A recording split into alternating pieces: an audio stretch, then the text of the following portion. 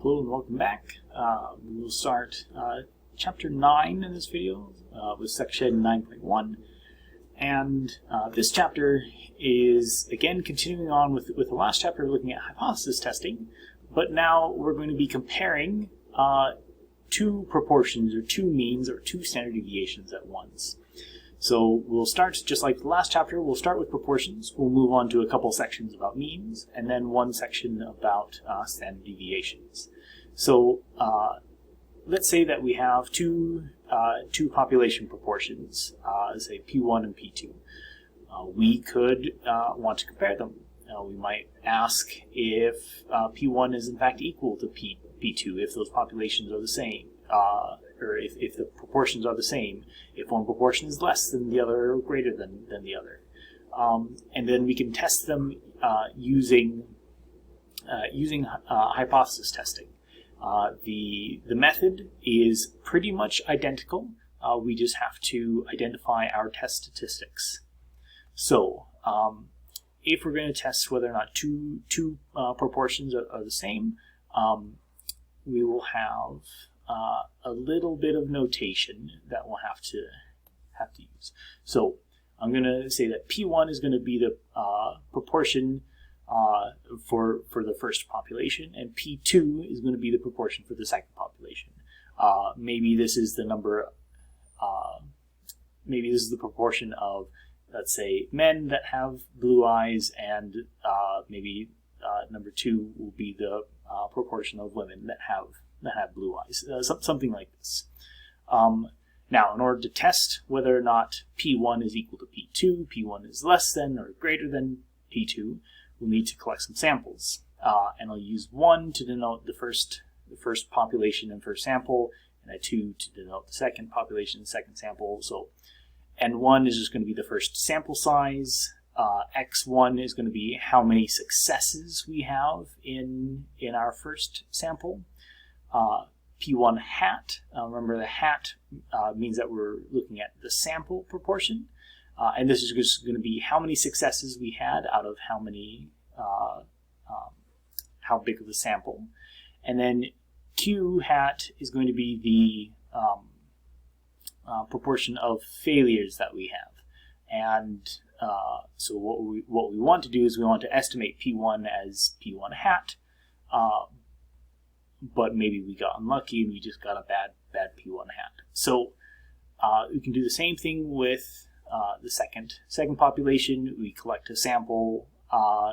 We'll have N2 of that sample. We'll have X2 successes, things that satisfy whatever condition we're looking at. P2 hat is going to be the proportion of successes, and Q2 hat will be the proportion of failures.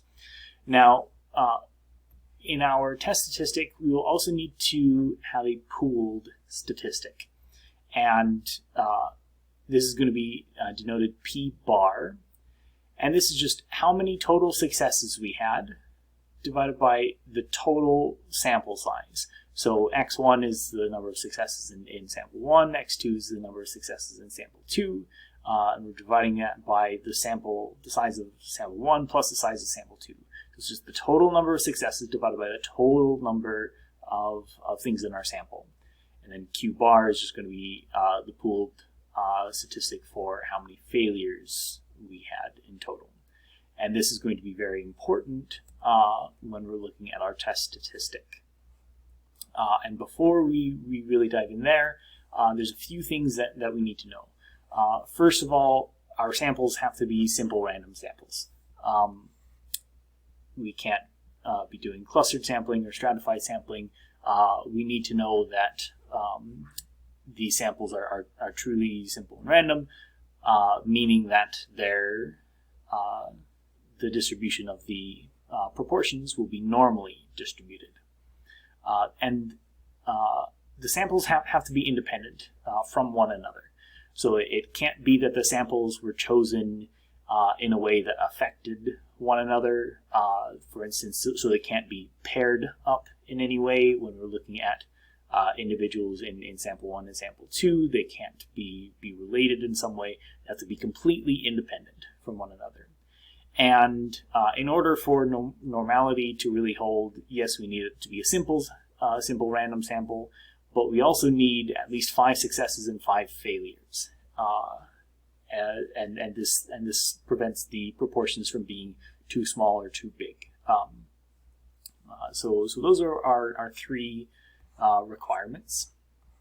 And our test statistic, notice that I'm using Z because this is a normal distribution, and it is a little bit nasty. It's the difference of the sample statistics minus the difference of the population parameters divided by, and then this mess, so this is the pooled statistics multiplied together divided by n1 plus the pooled statistics multiplied together times n2, taking the square root of all this. This is a big formula.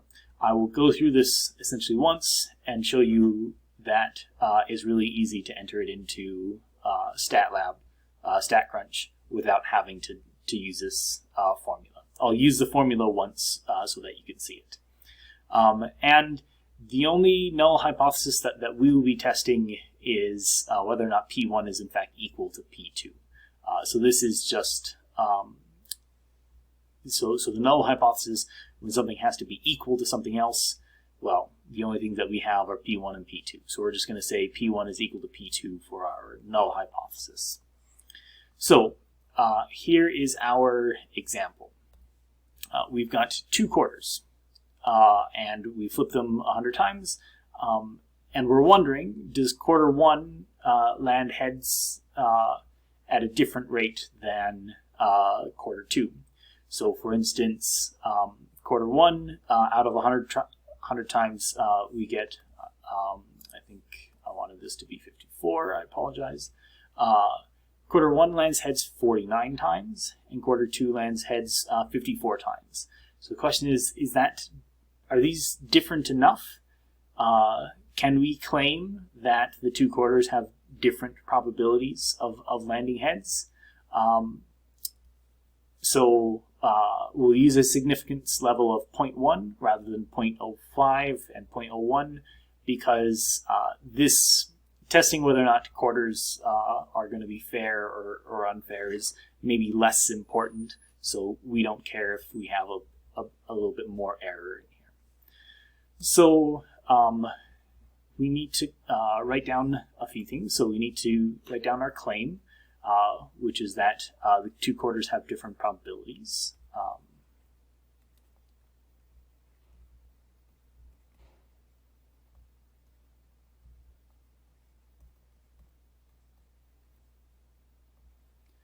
Different probabilities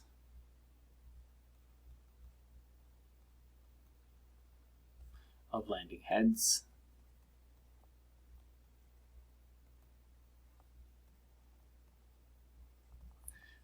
And symbolically, if I call P1 the probability that the quarter 1 lands heads, and P2 the probability that quarter 2 lands heads, our claim is just that P1 is different than P2, that these proportions are different.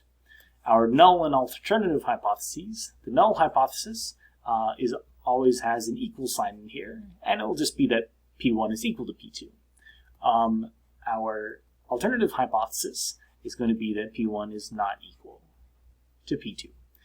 And our significance level, alpha is just going to be 0.1. So this means that there's a larger error that we're wrong, but we can make our statements with a little bit more precision here. So our test statistic, Z, was P1 hat minus P2 hat minus P1 minus P2 all over P bar times Q bar divided by N1 plus P bar times Q bar all over N2, and we're taking the square root of everything on the bottom. So all we need to do is figure out exactly what these guys are. So what we're testing here is that P1 is going to be equal to P2. So in particular, when I look at what is P1 minus P2, well, that should just be 0. If they are the same, this is simply 0, and I get to rewrite that as 0. So I don't really care about what P1 and P2 are. All I need to do is test whether or not they're the same. P1 was the proportion of heads on the first quarter. So we got 49 heads out of 100, which is 0.49. P2 hat is the proportion of heads on the second quarter, which was 54 out of 100, which is 0.54. N1 and N2 were both 100, since we flipped both coins 100 times.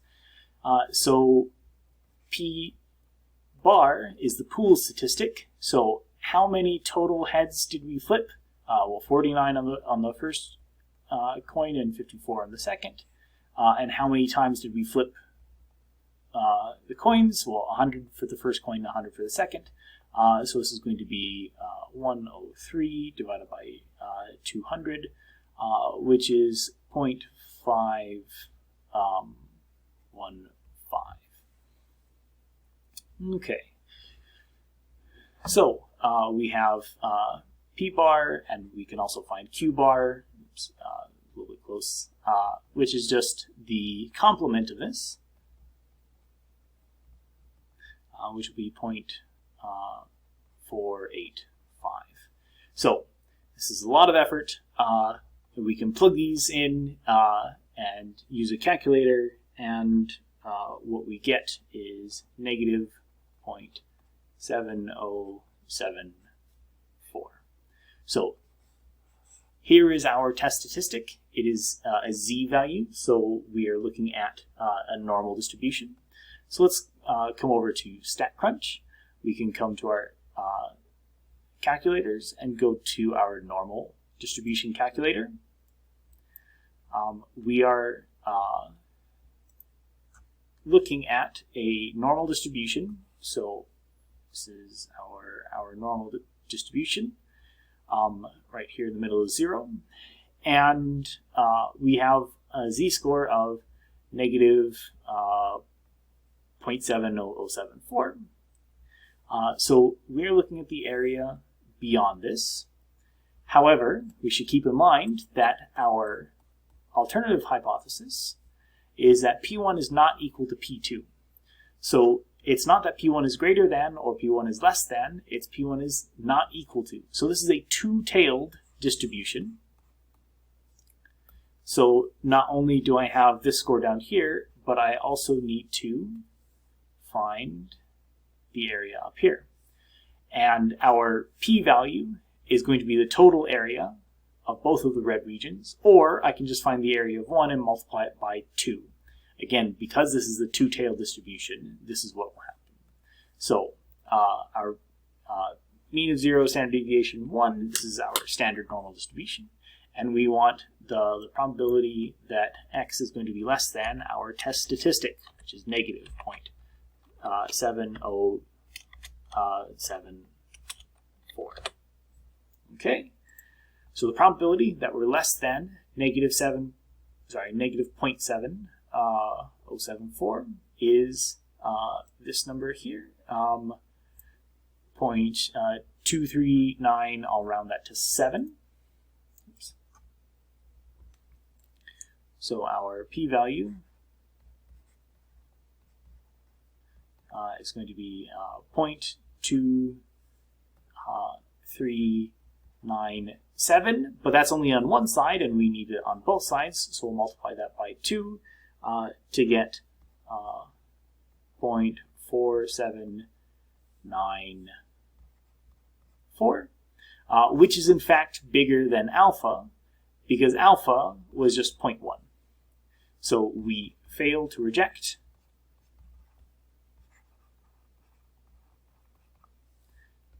And our conclusion, which I will carry on in the next video,